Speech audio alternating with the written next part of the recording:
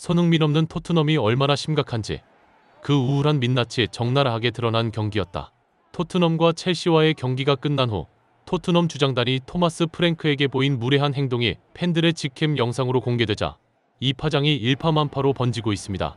이 영상을 본 토트넘 팬들은 니들 주제에 리그 3위를 하니까 보이는 게 없느냐고 말하며 솔직히 이번 패배는 너희들 때문인데 이것들이 정신머리가 없다. 당장 방출하라라고 난리가 난 상황입니다. 도대체 어떤 상황인지 더 풋볼이 자세히 알아보겠습니다.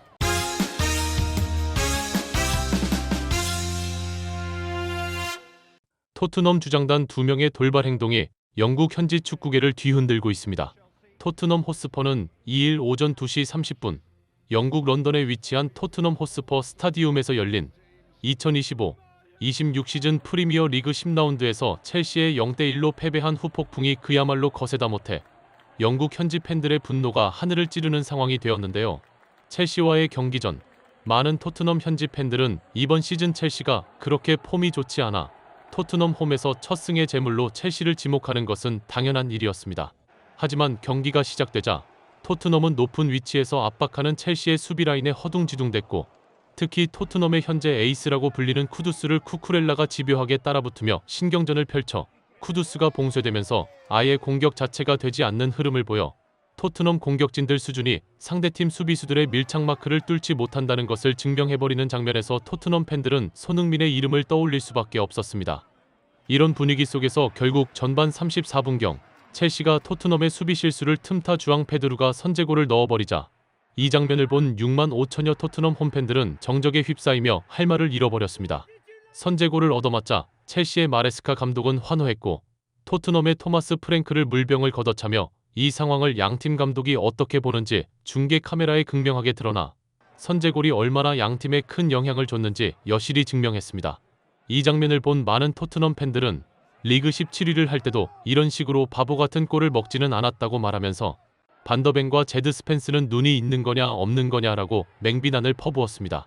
일부 전문가들은 제드 스펜스가 공을 몰다가 상대에게 빼앗기면서 실점의 빌미를 제공한다고 말하면서 공을 소유한 첼시가 패스를 엉뚱하게 하면서 이것을 반더벤에 소유하게 되는데 앞에 있는 시몬스에게 편하게 패스를 하는 것까지는 좋았다고 말했습니다.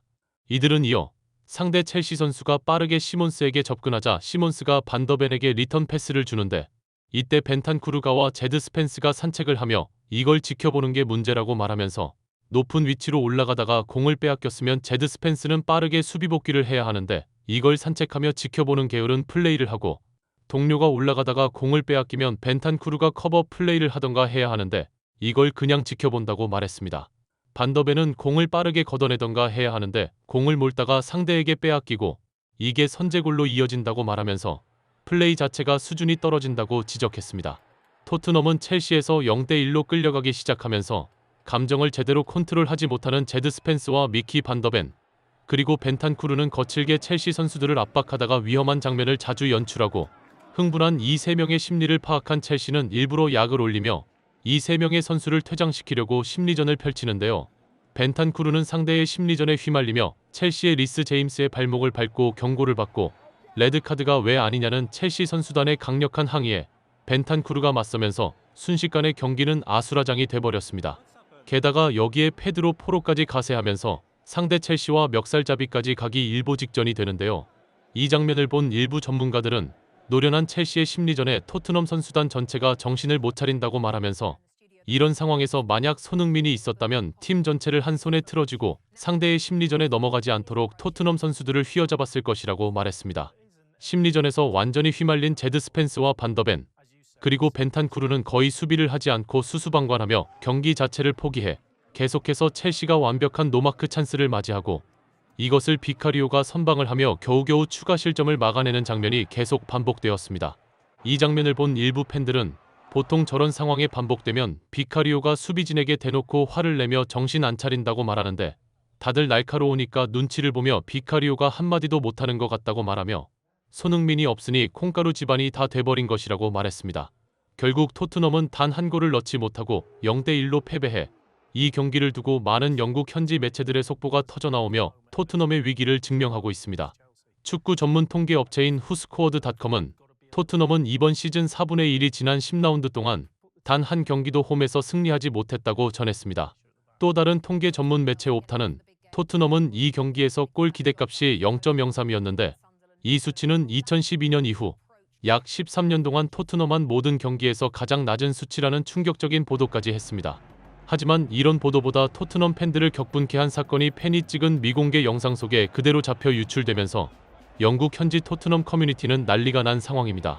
그것은 다름 아닌 경기가 끝난 후 토마스 프랭크가 제드 스펜스와 미키 반더벤에게 악수를 청하는데 이걸 무시하고 두 선수가 그냥 라커룸으로 들어가 버린 영상이 공개되었기 때문인데요. 이 영상이 유출되자 많은 토트넘 팬들은 아무리 그래도 그렇지 감독이 악수를 하자는데 그걸 무시하고 라커룸으로 들어가다니 선수이기 전에 예의가 없다고 말하면서 잘한다 잘한다 칭찬해주니 보이는 게 없느냐고 불편한 심기를 드러냈습니다. 또 다른 팬들 역시 지금 토트넘 실력으로 리그 3위를 하고 있는데 토마스의 전술 때문인데 저것들이 잘해서 리그 3위인 줄 알고 있는 거 아니냐고 말하면서 반더벤은 주장단에 있는 선수인데 어떻게 모든 팬들이 보는 앞에서 감독을 무시할 수 있느냐고 목소리를 높였습니다. 또 다른 팬들은 포스테코글루가 있었을 때는 절대 저런 일이 없었는데 도대체 무슨 일이 벌어지고 있는지 모르겠다고 고개를 갸웃하기도 했습니다. 이 반응에 대해 또 다른 팬들은 그때는 손흥민이 있었다고 말하며 손흥민이라는 레전드가 한마디 하면 찍소리를 못했는데 손흥민이 없으니 저것들이 잘난 줄 알고 저 모양 저 꼴이다. 저래서 손흥민이 있었어야 했다고 말했습니다. 이 반응을 본 많은 국내 팬들은 이제야 손흥민이 귀한 줄 좀 아는 것 같다고 조롱하면서 손흥민과 케인이 토트넘을 다 먹여 살렸는데 조금만 부진하면 욕하고 방출하라고 떠든 니들은 결국 이런 식으로 벌을 받아도 싸다고 말했습니다.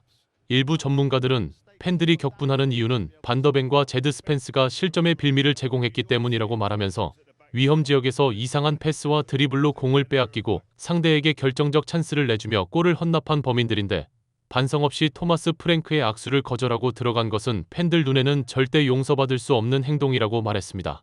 또 다른 전문가들은 정확하게 말하면 토마스 프랭크는 악수를 청한 게 아니라 반더벤과 제드 스펜스가 바로 왜 라커룸으로 들어가느냐 팬들에게 인사를 해야 하는 거 아니냐고 말을 했는데 대꾸를 안 하고 그냥 들어가 버린 것이라고 말하면서 손흥민이 없으니 저런 행동을 한다.